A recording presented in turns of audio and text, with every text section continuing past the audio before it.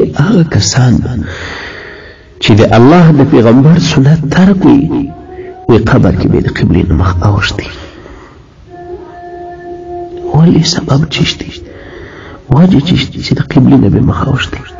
هر مسلمان همدا غواړي چې زما مخ دې په خپله قبلې ته سیده وي. وی سبب یې دا دی وجه دا ده چا چې سنت اعمال ترک ول هغو د جنت او د کامیابۍ لاره چې د الله پیغمبر خپل امت ته ښودلې ده خطا کړل.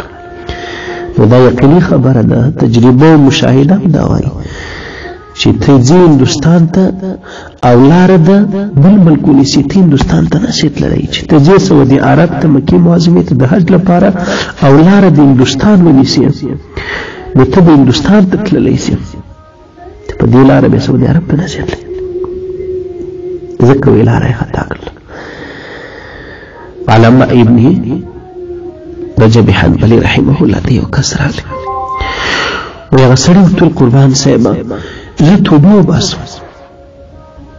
هغه ورته ویل ګناه دې څه ده چې توبه وباسي؟ وی ځکه منکر یم. علامه زین الدین ابن رجب حنبلي وی زما هم دغه شانتې سړی په کار و، سړی د دې مړو په باره کې یو پوښتنې ځینې وکړې چې د مړو دې څه حالات لیدلي دي. وی د ډېره وخته مې دا سوچ فکر دوباره مې پوښتنه ځینې وکړه چې څنګه د توبې لاره او ترتیب او طریقه به درته وښیم. الله دې ستا توبه قبوله کړي، الله دې په موږ تاسو ټولو رحم وکړي. دا راته وایي چې د مړو دې څه حالات لیدلي دي. ویل هغه مولانا صاحب قربان رقم د ډېرو مخان د قبلې نه اوښتي مې ولیدل. علامه زین الدین ابن رجب حنبلي رحمه الله فرمایي وی ما دا خبره د وخت مشهور عالم او زموږ په وخت کې هغه لوی علامت وکړله بزرګ او صاحب کشف کرامت راته امام اوزاعي رحمه الله ته والمولا اول سبب دا څه سبب د دې خلکو مخونه د قبلې نه اوښتي؟ وی امام اوزاعي رحمه الله ته فرمایل قربان صاحب دا د دې سببه چې دا خلک د الله د پیغمبر د سنتو اعمالو نه په ژوند کې مخ اړولي او الله یې په د مرګ وروسته الله یې په دې قبر کې هم مخ د قبلې نه ور واړوي، ځکه یې مخونه د قبلې نه اوښتي دي. چې دا هغه کسان دي چې په ژوند کې د سنتو اعمالو نه د سنتو طریقو نه د الله د پیغمبر د هدایت نه مخ ګرځولي.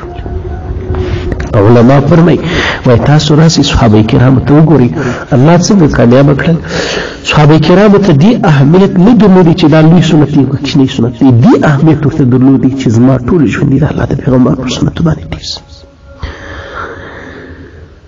ژوند خو ارنګه تېرېږي، یو ستا د خوښ مطابق چې ستا زړه څنګه غواړي، یو د شریعت مطابق. شریعت تا ته د الله د پیغمبر سنت درښي، شریعت تا ته د الله د رضا مطابق ژوند غواړي. بس همدا وجه د علما فرمایي چې په قبر کې پوښتنه کېږي من ربک من دینک من نبیک. من ربک پوښتنه هلته جوابولی شي انسان چې تا د الله د خوښ مطابق ژوند تېر کړی. من نبیک ژوند هلته ته جوابولی شي، هلته د هغه سوال جواب ورکولی شي چې تا پیغمبر پر زندګي باندې ژوند برابري سنت اعمال دې خپل نو چې تا ژوند یې کله کړي او ته ورسې تا ته به څه وایي؟ سړی چې په کوم حال کې وفات شي په هماغه حال کې به راپورته کېږي. په ورځ د آخرت به من تشبه بقوم فهو منهم. صحابه کرام کې خو څوک نشته چې خیالي ته به د چا سره دلې شو. امام الانبیا فرمایي څوک چې د چا مشابهت وکړي هغه به د هغه نه وي. د صحابه کرامو په ملګرو کې د امت ډېرې لارې پټ راځي، څوک چې خیالي نه وکړي د انبیاو په ملګرو کې لا څوک نه و. همدارنګه د مت دینو که پوښتنه باندې سړی جوابولی شي چې د دین اسلام مطابق او د شریعت مطابق ژوند د انسان تېر کړي. بهرحاله ځینو علما فرمایي یو لوی بزرګ صاحب د مسلک لکه امام احمد بن حنبل رحمه الله یو کس یاد کړی دی، زما د پام هغه نوم یاد وتلی دی، په دې څلورو امامانو کې یو دی.